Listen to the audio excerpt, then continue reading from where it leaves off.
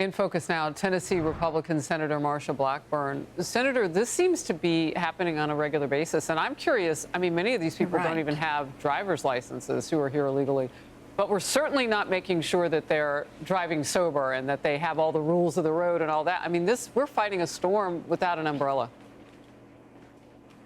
And Harris, if you were with me in Tennessee and visiting with our county sheriffs, you would hear them talk about the increase in DUIs and their concern.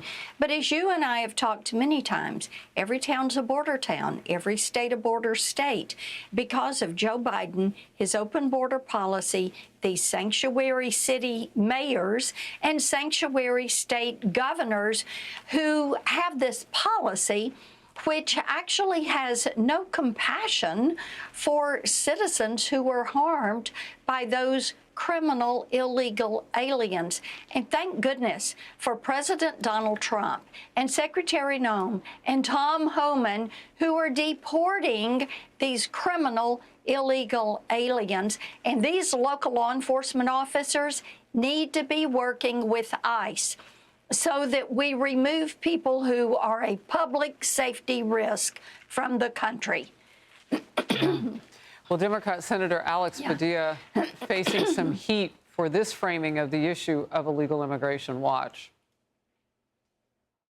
My focus has been on the people who have been here, millions of long-term residents of the United States who happen to be undocumented, that have been the target of this administration's increasingly aggressive and cruel arrest, detention, and deportation policies.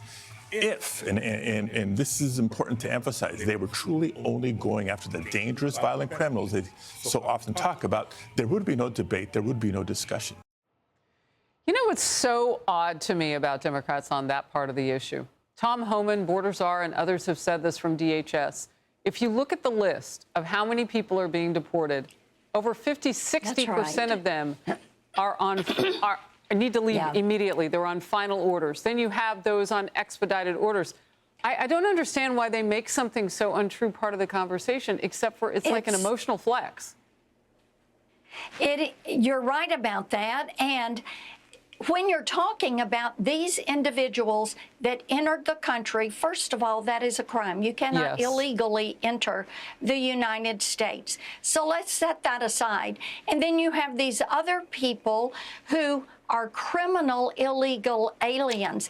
But yet you have some Democrats who are carrying out this violence, the uptick against ICE officers, the sit-ins, the storming of ICE headquarters.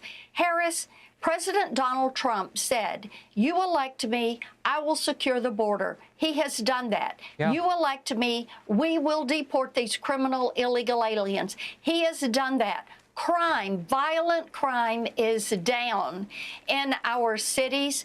This is what the American people wanted to see, and Democrats who were speaking out against this are speaking out against what the majority of the American people wanted to see happen. Every time I meet with an angel parent, I just wrap my arms around them. I mean, it is heartbreaking to me that these crimes are taking place, these lives are being lost because of people who illegally entered, committed crimes, have been allowed to stay because of these sanctuary city policies. Yeah, and getting them out of those sanctuary cities is like fighting a war at this point. I mean, because there's so much politics on the left. By the way, when Obama did this, they were okay with it on the left.